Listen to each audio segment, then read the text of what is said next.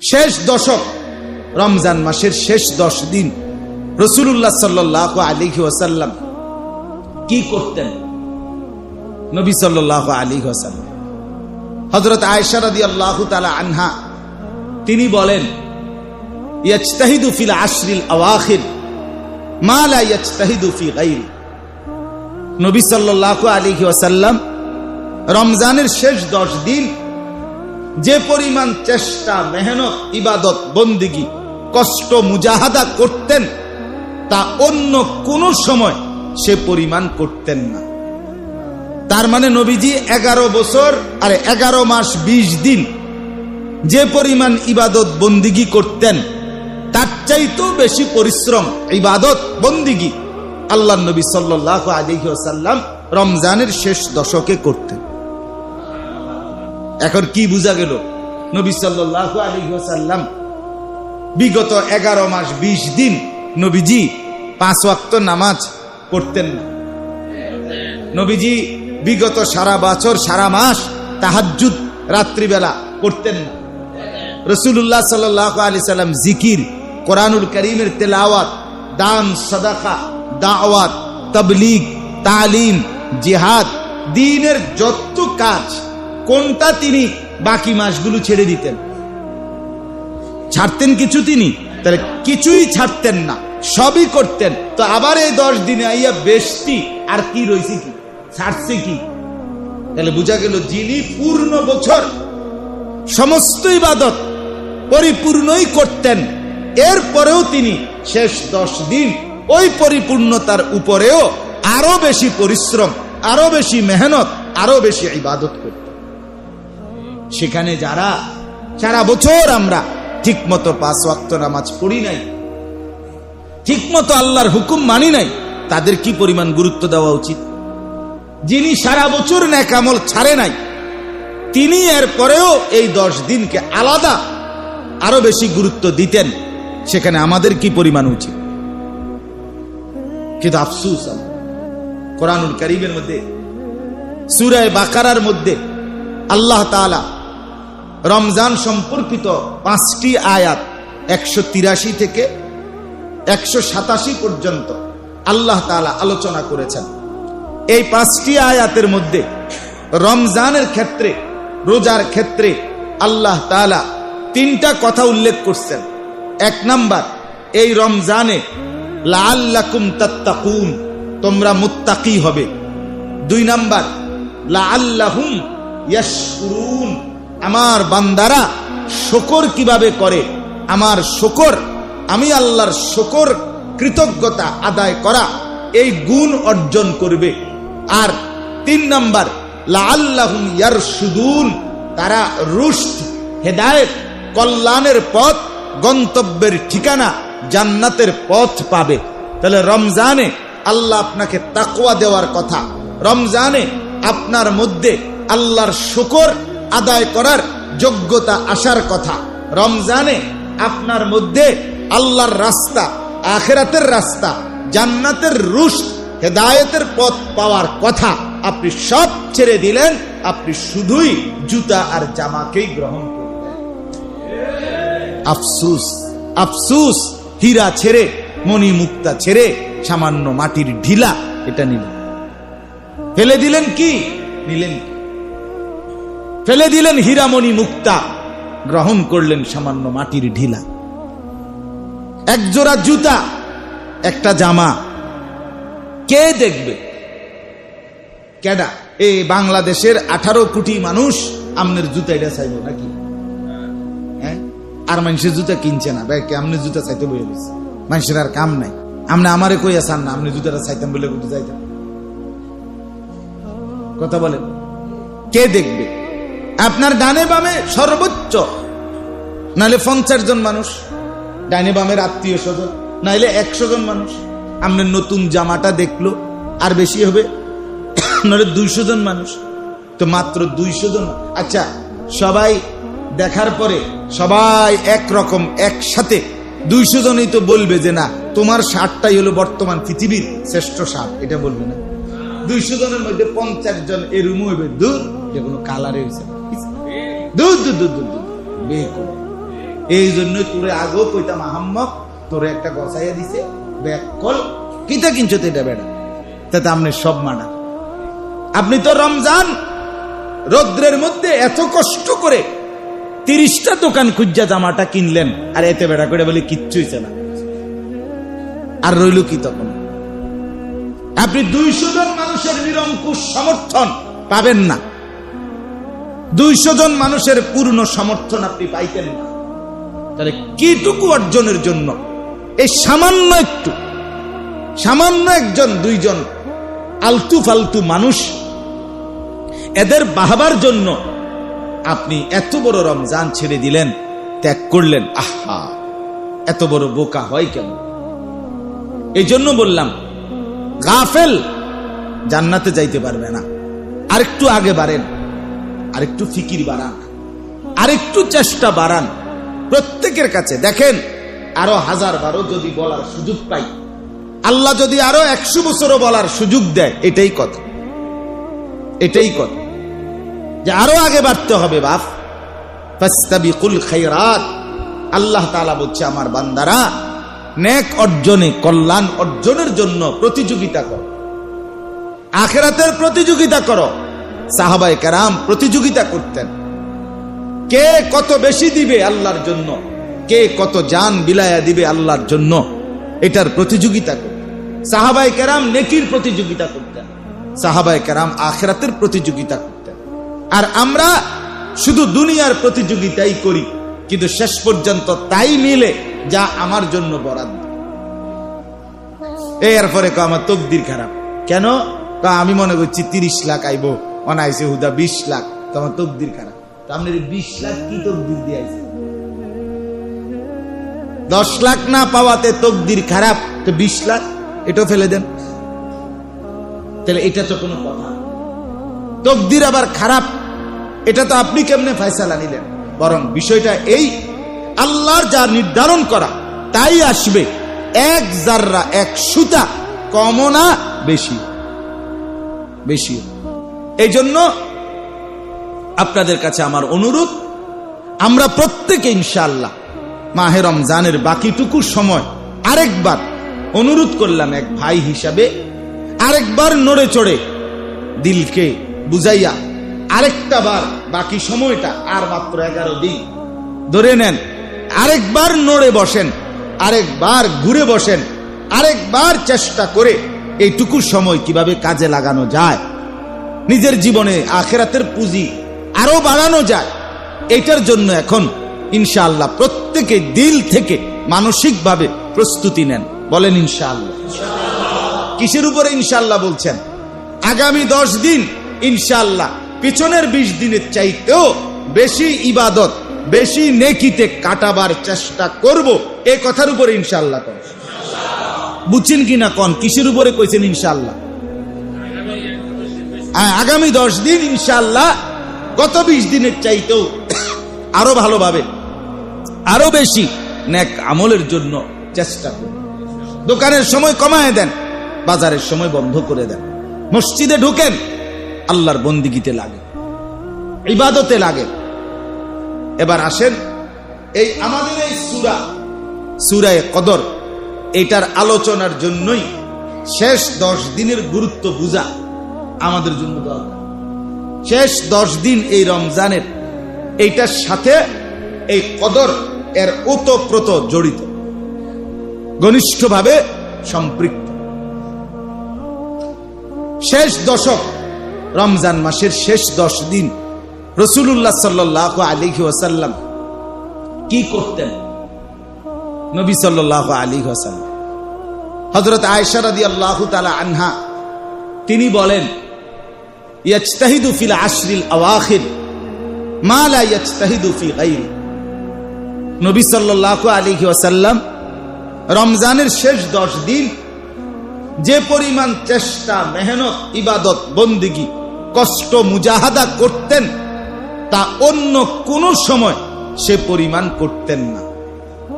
তার মানে নবীজি 11 বছর আর 11 মাস 20 দিন যে পরিমাণ ইবাদত বন্দিগি করতেন, তার চাইতেও বেশি পরিশ্রম, ইবাদত, বন্দিগি আল্লাহর নবী সাল্লাল্লাহু আলাইহি ওয়াসাল্লাম রমজানের শেষ দশকে করতেন। এখন কি বোঝা গেল? নবী সাল্লাল্লাহু আলাইহি ওয়াসাল্লাম বিগত 11 মাস 20 দিন নবীজি 5 ওয়াক্ত নামাজ পড়তেন না। নবীজি বিগত সারা বছর সারা মাস তাহাজ্জুদ রাত্রিবেলা পড়তেন না। রাসূলুল্লাহ সাল্লাল্লাহু আলাইহি সাল্লাম জিকির, কোরআনুল কারীমের তেলাওয়াত, দান, সাদাকা, দাওয়াত, তাবলীগ, তালিম, জিহাদ, দ্বীনের যত কাজ কোনটা তিনি বাকি মাসগুলো ছেড়ে দিতেন? ছাড়তেন কিছু তিনি? তাহলে কিছুই ছাড়তেন না, সবই করতেন। তো আবার এই 10 দিনে আইয়া বেশটি আর কি রয়েছে, কি ছাড়ছে কি? তাহলে বোঝা গেল যিনি পূর্ণ বছর সমস্ত ইবাদত পরিপূর্ণই করতেন, এরপরেও তিনি শেষ 10 দিন ওই পরিপূর্ণতার উপরেও আরো বেশি পরিশ্রম, আরো বেশি মেহনত, আরো বেশি ইবাদত করতেন।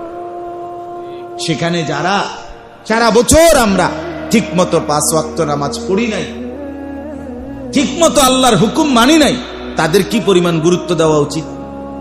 যিনি সারা বছর নেক আমল ছাড়ে নাই, তিনি এরপরেও এই 10 দিনকে আলাদা আরো বেশি গুরুত্ব দিতেন, সেখানে আমাদের কি পরিমাণ উচিত? কিন্তু আফসোস। এরপরে দেখেন হযরত আয়েশা রাদিয়াল্লাহু তাআলা আনহা বলেন, এই শেষ 10 দিন নবীজি যে অত্যধিক পরিশ্রম করতেন ইবাদত আমলের জন্য, তো সেই পরিশ্রমের ধরনটা কি ছিল? মানে কোন ধরনের পরিশ্রম, কি করতেন? আম্মা জান আয়েশা রাদিয়াল্লাহু তাআলা আনহা, নবীজির স্ত্রী, তিনি বলেন, 1 নম্বরে নবীজি শেষ 10 দিন আসলেই, শেষ দশক মানে আগামীকাল সন্ধ্যা হওয়ার আগে আগেই নবীজি সাল্লাল্লাহু আলাইহি ওয়াসাল্লাম 1 নম্বরে শাদ্দাল মিজার, কোমরে লুঙ্গি শক্ত করে বেঁধে নিতেন। 1 নম্বর এই শেষ 10 দিন। 20 দিন তো বন্দিগি করছেই রমজানের, এবার শেষ 10 দিনের জন্য আরেকটু স্পেশালি অতিরিক্ত আরো বন্দিগি করবে। এবার আর ঘুমে যাবে না, এবার আর একটা মিনিট দুনিয়াবি কোনো কাজই করবে না, শুধুই আল্লাহর ইবাদত, জিকির, তেলাওয়াত, দোয়া, তাসবিহ, কান্নাকাটি, রাত্রিটাও পুরা, দিনটাও পুরা। এইভাবে মজবুত ভাবে পুরাপুরি আল্লাহর বন্দিগি আর আখিরাতের পুঁজি সংগ্রহে ডুবে যাবে, এই মানসিকতা নিয়ে কোমরের লুঙ্গি শক্ত করে বাঁধতেন। এই কথার 2 অর্থ। এক অর্থ হলো কোমরে লুঙ্গি বাঁধতেন মানে হলো শক্তি, ভারী কাজ করার জন্য, ভারী পরিশ্রম করার জন্য প্রস্তুতি নিতেন। মানুষ যখন কোনো ভারী মজবুত শক্ত কোনো কাজ করতে চায় তো কোমরে কিছু মাইদা নেয়, এটা মানুষের স্বাভাবিক নিয়ম। দেখেন গামছা বাঁধে মানুষ, টাইট করে বাঁধ দিয়া এরপরে ভারী ইট উঠাবে, ভারী বস্তা উঠাবে, তখন কোমর, মানুষের এটা নিয়ম। কোমরে কিছু বাঁধ দিলে, টাইট করে শক্ত করে বাঁধলে শক্তি সঞ্চয় হয়। এই জন্য কেউ যদি ঝগড়া লাগে, কাজ্জা লাগে, এ হেরাও দেখে এরকম করে, কাজ্জা লাগলে, ঝগড়া লাগলে কোমরে গামছা বাঁধ দিয়া টাইট করে, এবার বাতিজার ফুতা একদম হতাই এলাম বেটা, তুই বেটা আগ গাইলে বেটা আমি ফিরছে এলাম বেটা, শুধু আইয়াসা গামছা বান দিয়ে লইছি, এবার তুমি আজ্ঞাও আমি ফিরচাই। তার মানে হইল শক্তি সঞ্চয় করে আপনার। তাহলে এই জন্য কোমরে বেঁধে নিতেন লুঙ্গি শক্ত করে। এই কথার 1 নম্বর অর্থ হলো এই 10 দিন তিনি জিন্দেগির সবচেয়ে বেশি মেহনত করবে, এই উচ্ছায় শক্তি সঞ্চয়ের জন্য লুঙ্গি কোমর বেঁধে নিতেন। 2 নম্বর অর্থ হইল কোমর বেঁধে নেওয়া, এই কথার অর্থ হলো একটি রূপক, একটি কথা বুঝানো। লুঙ্গি টাইট করে বেঁধে নিতেন, অর্থাৎ সবার বুঝার জন্য বলতেছি, এটার অর্থ হলো গত 20 দিন, খেয়াল করেন, গত 20 দিন রমজান মাসে পুরুষদের জন্য রাত্রিবেলা, পুরুষ নারী পুরুষ সকলের জন্য স্বামী স্ত্রীর একান্ত থাকা, মেলামেশা, অথবা স্বামী স্ত্রীর একান্ত রাত্রি যাপন, একত্রে থাকা, এইটার অনুমতি ছিল রাত্রিবেলা গত 20 দিন, মানে রমজানের আগের 20 দিন। কিন্তু এই 10 দিন আল্লাহর নবী সাল্লাল্লাহু আলাইহি ওয়াসাল্লাম মসজিদে ইতিকাফে ঢুকে যেতেন। আল্লাহর ঘর মসজিদে লুঙ্গি কোমর শক্ত করে বেঁধে নিতেন। তার অর্থ হইল এই লুঙ্গি আর খুলবে না, অর্থাৎ স্ত্রীদের কাছে আর যাবে না। এই 10 দিন স্ত্রী, সন্তান, সংসার সবকিছু ছেড়ে দিয়ে পুরাপুরি আল্লাহর ঘরে ঢুকে ইতিকাফের মাধ্যমে আল্লাহকে রাজি করেই ঘরে ফিরবে, বাড়ি ফিরবে, জান্নাত নিয়েই ফিরবে, এই সিদ্ধান্তে মসজিদে ঢুকে যায়।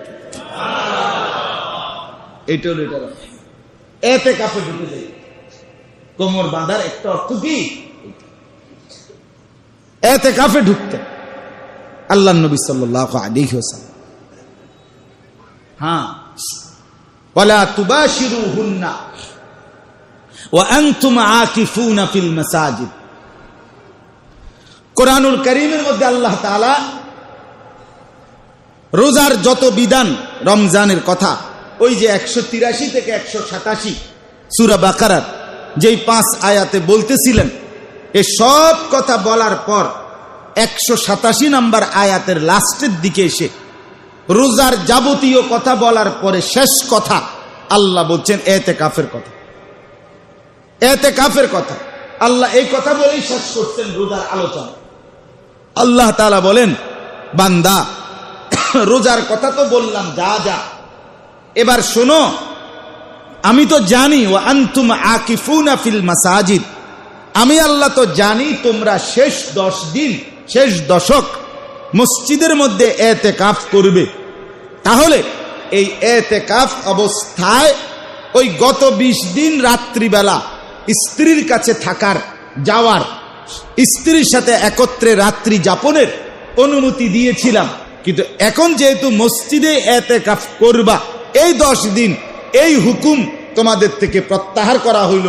অর্থাৎ শুধু খাদ্য পানীয় এই দুইটাই শুধু চলবে আপনার রাত্রিবেলা, কিন্তু ইতিকাফ করার কারণে তোমার স্ত্রীর কাছে গমন, এটা রাত্রিবেলার জন্য বন্ধ, দিনেও বন্ধ, রাতেও বন্ধ।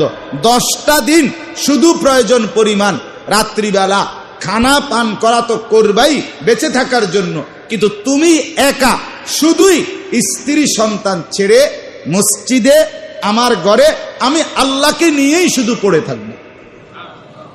তুমি আর আমি আর তুমি, বলবা তুমি, শুনবো আমি, চাইবা তুমি, দেব আমি।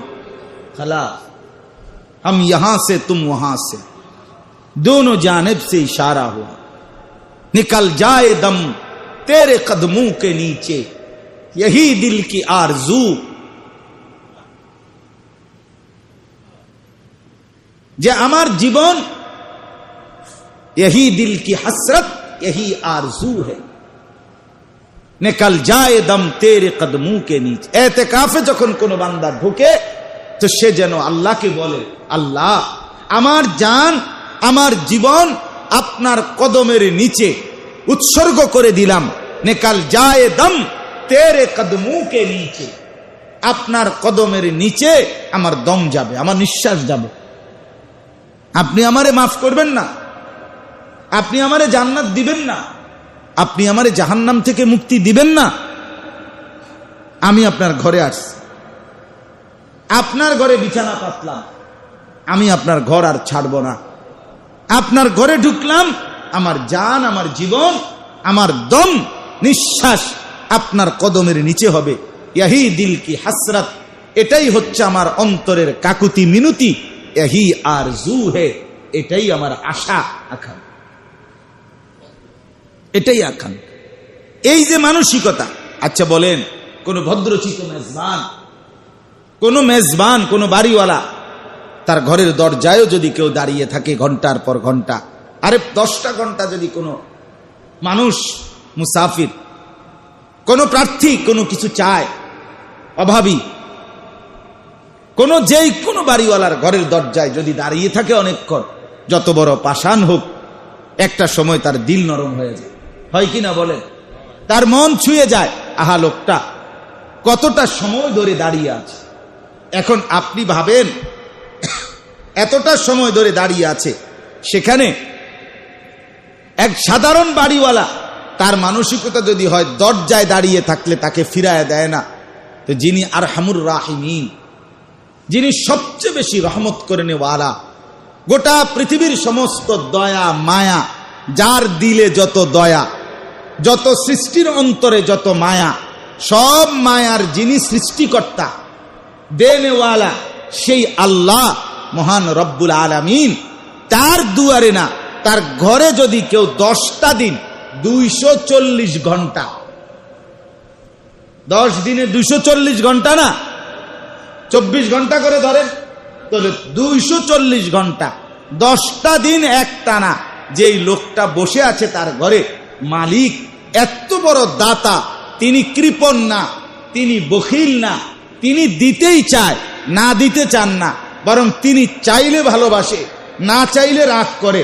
মান লাম ইয়াসআলিল্লাহ ইয়াগদাব আলাইহি, নবী বলেন যে আল্লাহর কাছে চায় না, আল্লাহ তার প্রতি রাগ করে।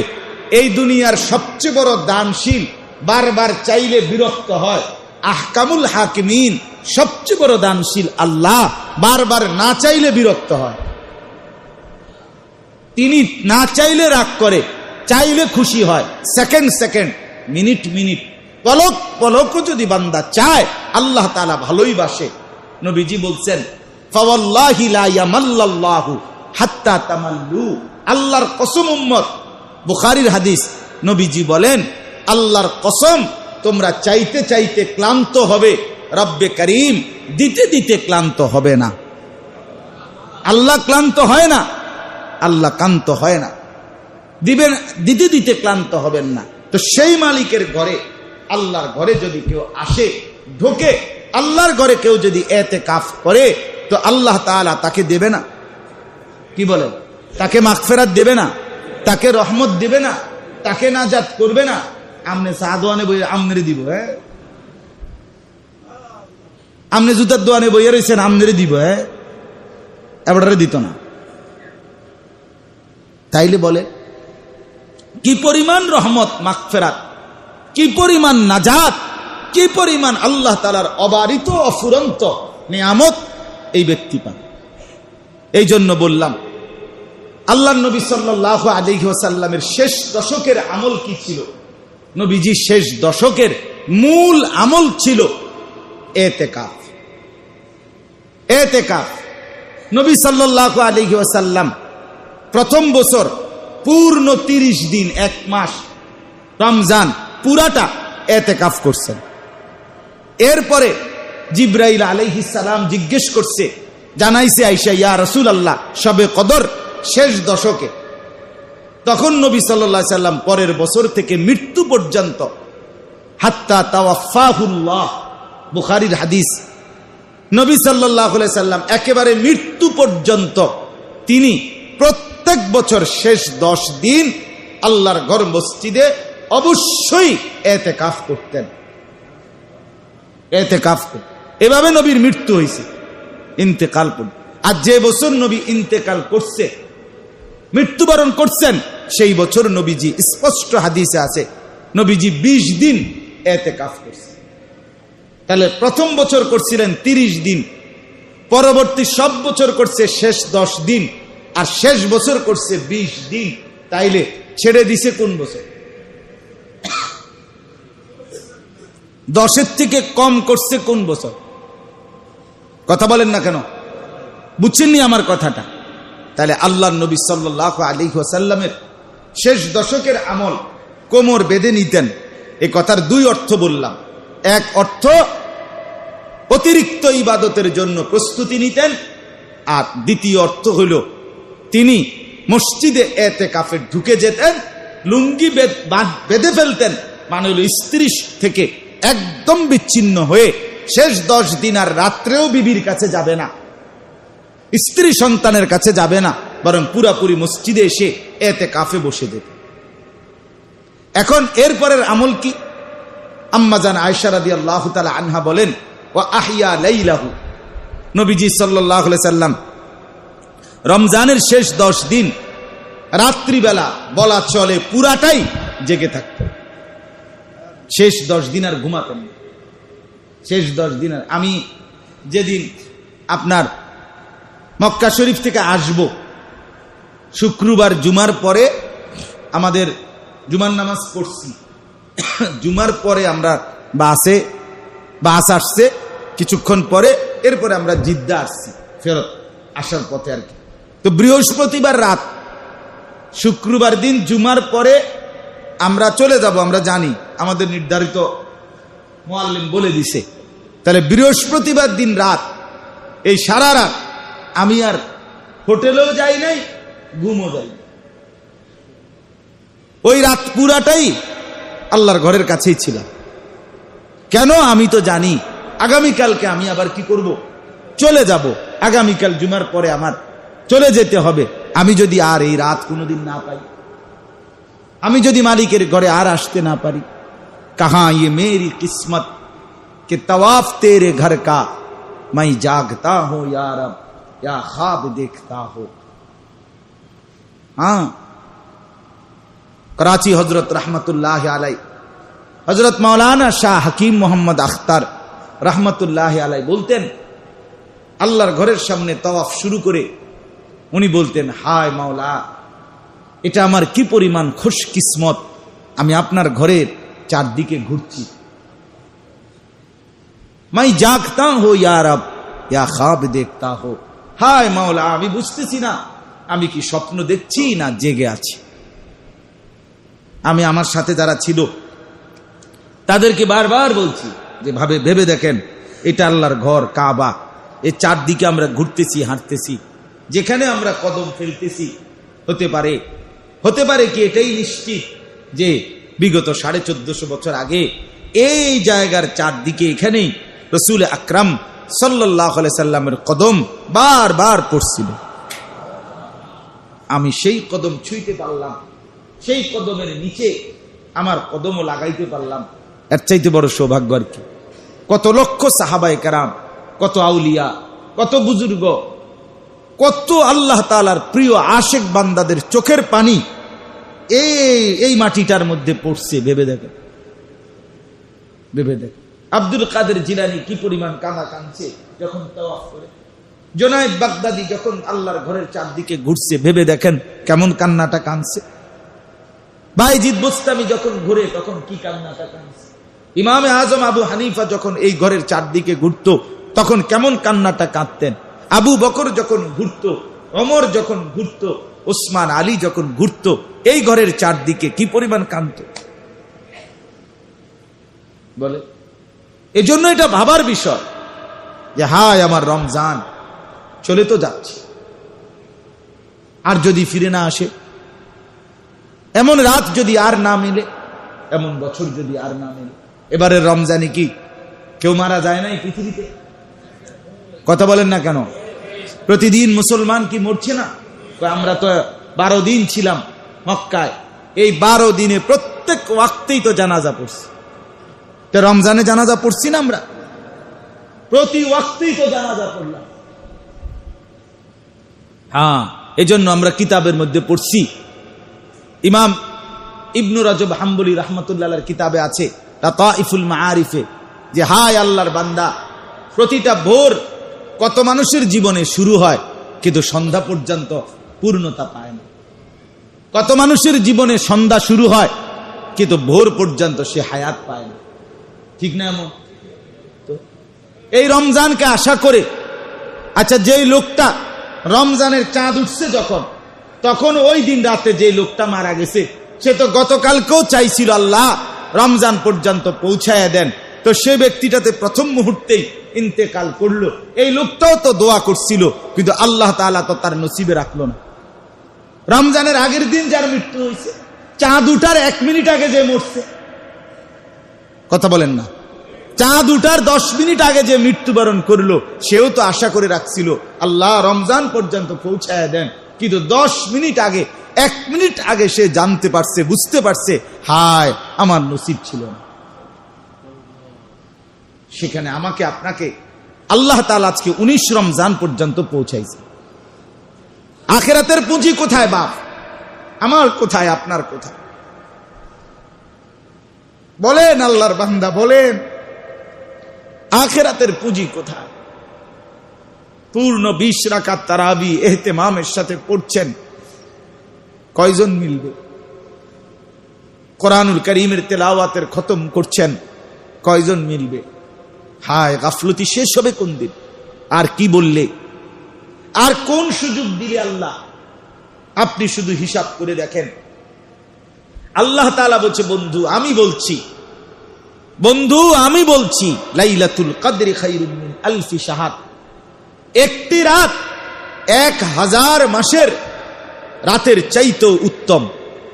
একটি রাত 1000 মাস মানে হলো 83 বছর 4 মাস। 83 বছর 4 মাস, কথাটা খুব খেয়াল করেন। 83 বছর 4 মাস একটি রাতের সমান মর্যাদা। আর ওই রাতটি রমজানের শেষ দশক।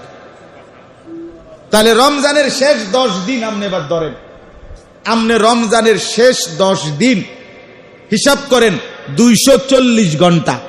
কয় ঘন্টা? তাইলে 240 ঘন্টার দাম নবীজি বলছে শবে কদর রমজানের শেষ দশকে তালাশ করো। প্রথম বলছে এইটা, শেষ দশকে খোঁজো। তাহলে শেষ দশকের 240 ঘন্টা, এইটা 83 বছর 4 মাসের সমান, তার চাইতে বেশি। বেশিটা আমি পরে কইতেছি, আগে এর দূর ধরেন।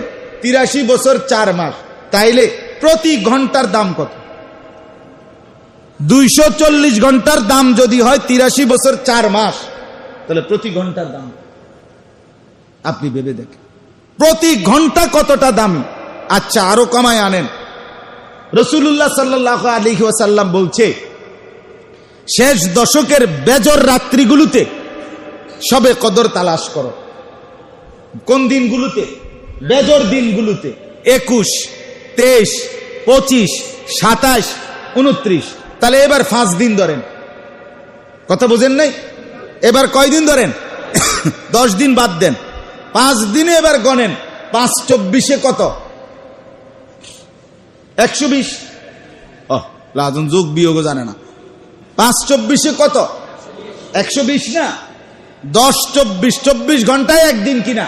তাইলে 240-এর অর্ধেক কত হইল?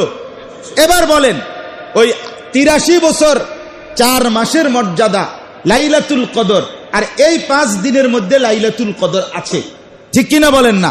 তাইলে আপনি বলেন 120 ঘন্টার প্রতি ঘন্টা ওই 83 বছর 4 মাসের হিসাব করিলে প্রতি ঘন্টার দাম কত? আচ্ছা, এবার আরো কমায় আনেন।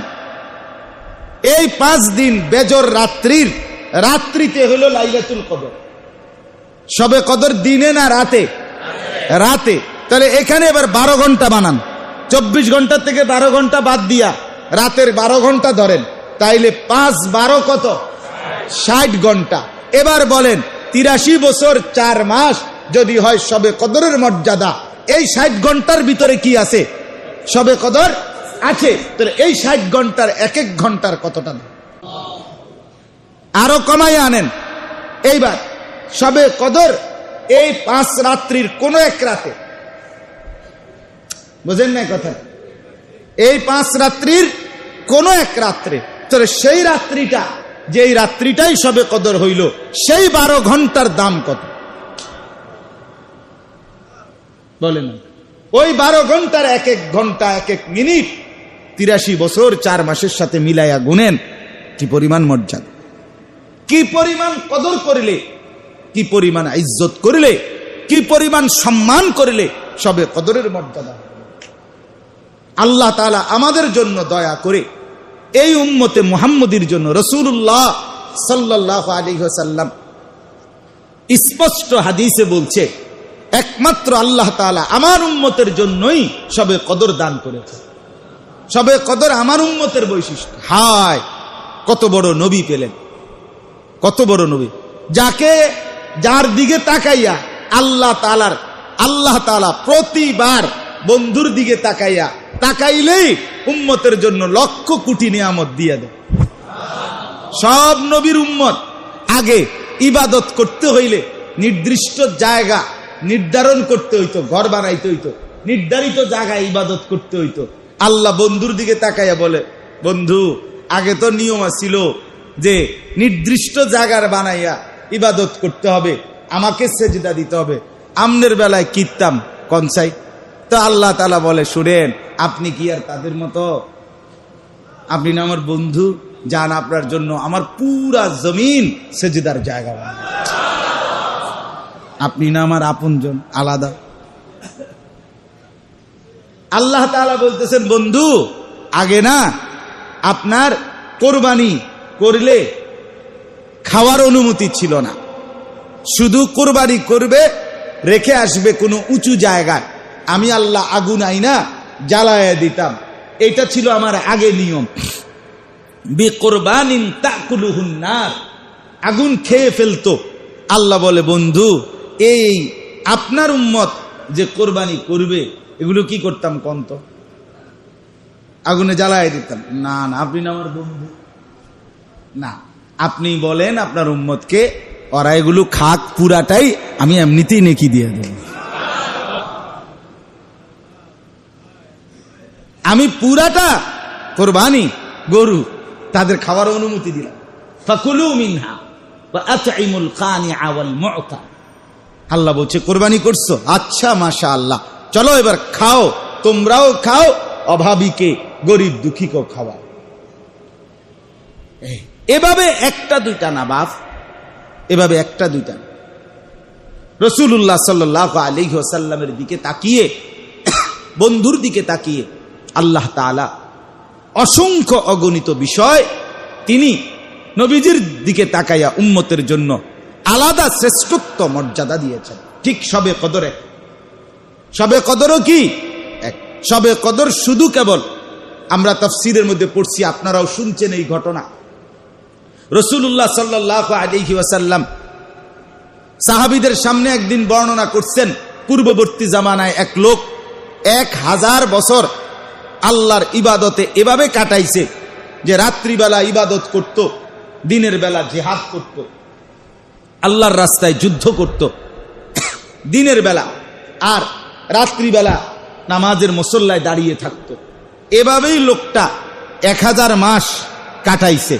সাহাবায়ে কেরাম শুনে অবাক, ইয়া রাসূলুল্লাহ, হায় আল্লাহ, আমরা তাইলে ওই জায়গায় পৌঁছবো কিভাবে? এত এত লম্বা হায়াতি পাবো কিভাবে? আর এইভাবে লাগাতার প্রতিদিন যুদ্ধ, প্রতিদিন রাত্রি জাগরণ, এই শক্তি, এই হিম্মত কই পাবো? তাহলে আমরা তাদের সমান নেকি পাবোই কেমনে? আর তাদের সাথে জান্নাতে পৌঁছবো কেমনে? আল্লাহ তাআলা তখন, আরো তাফসীরের মধ্যে শানে নুজুল আছে, কাছাকাছি কথা সবগুলো। এই আল্লাহ তাআলা তখন বন্ধুকে বললেন, বন্ধু বলেন কি, আপনার উম্মতকে আমি মাহরুম করব?